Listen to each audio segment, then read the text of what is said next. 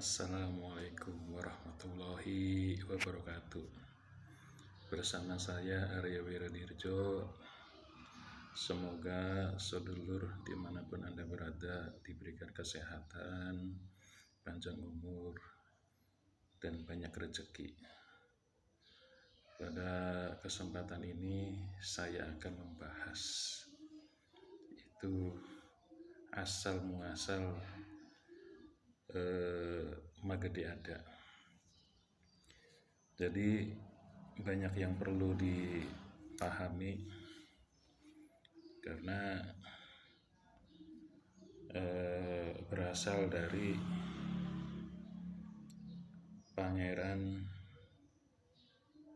Panembahan Cirebon atau Pangeran Girilaya. Jadi Pangeran Girilaya itu mempunyai istri. Sebetulnya banyak istrinya. Jadi kita ke jalur Magede Ada. Magede Ada itu punya ibu, itu namanya Ratu Mas Kirani. Ratu Mas Kirani ini punya bapak namanya Arya Jagasatru atau Dipati Ukur Muda. Dipati Ukur Muda itu mempunyai satu anak kesayangan, yaitu namanya Ratu Mas Kirani. Nikah dengan Pangeran Girilaya. Setelah itu mempunyai anak, itu bernama Pangeran Mas Pakungwati. Nah, terus yang kedua yaitu Pangeran Anom Sada, atau disebut Magede Ada. Karena Magede Ada ini menikah dengan Pangeran Suryanegara. Nah, ingat dengan sejarah Pagebluk pada saat itu yang menyerang Masjid Cipta Rasa. Jadi siapa yang dikuburkan pada saat mengandung, ketika pada saat dikubur dilewati oleh kucing Candramawa. Nah, mungkin akan panjang lagi sejarahnya, sejarah Magede Ada. Jadi Magede Ada itu keturunan dari Pangeran Girilaya atau Sultan Cirebon atau Sultan Girilaya Cirebon. Disebut Panembahan Sinuhun Cirebon. Itu anak dari Ibu Ratu Mas Kirani. Nah, apa hubungannya dengan Ki Bagus Urang? Ya, masih satu keturunan, masih saudara, masih satu keturunan, karena Pangeran Girilaya itu istrinya banyak. Jadi dinikahkanlah Ki Bagus Urang ini dengan Nyimas Ratu Lelea. Karena Nyimas Ratu Lelea ini mempunyai suami Ki Bagus Urang yang pada saat itu selalu berperang karena membawa tampuk seorang kebagusan untuk melawan kolonial VOC atau kolonial Belanda yang selalu menjadi keprihatinan pada saat penjajahan pada saat itu.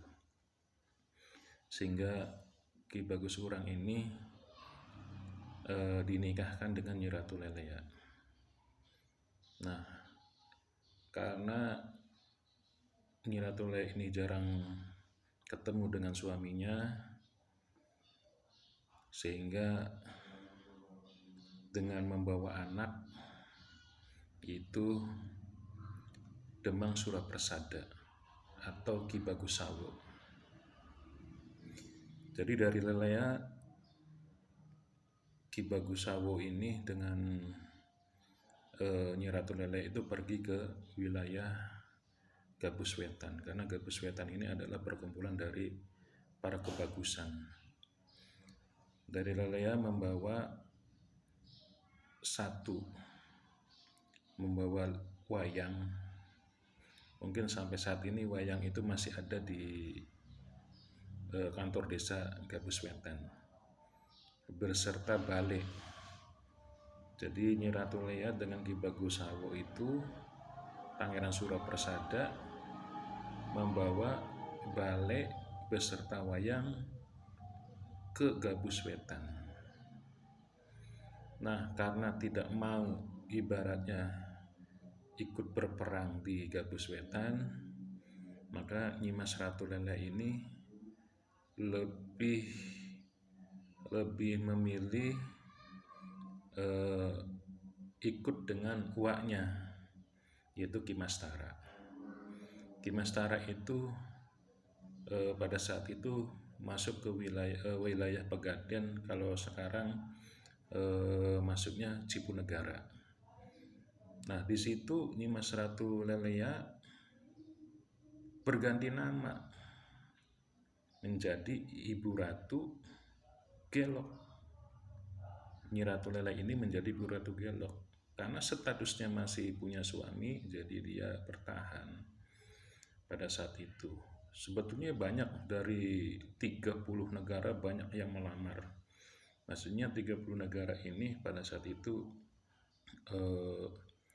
mungkin desa atau dari perwakilan beberapa daerah di Jawa Barat ini banyak yang ingin menikahi Nyi Ratu Lelea atau Ibu Ratu Gelok pada saat itu. Jadi dengan kiprah dari Nyimas Ratu Gelok ini, sehingga menjadi orang yang paling terpandang di wilayah Cipunegara. Kita kembali lagi kepada Magedeada. Jadi Magedeada ini salah satu pejuang masyarakat kecil yang ingin membebaskan dari tekanan penjajah kolonial Belanda pada saat itu, sehingga menjadi salah satu panglima perang wanita di Indramayu.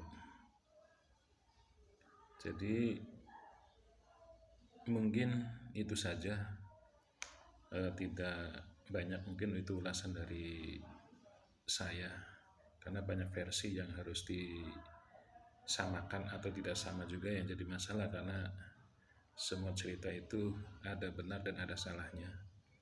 Saya akhiri, assalamualaikum warahmatullahi wabarakatuh.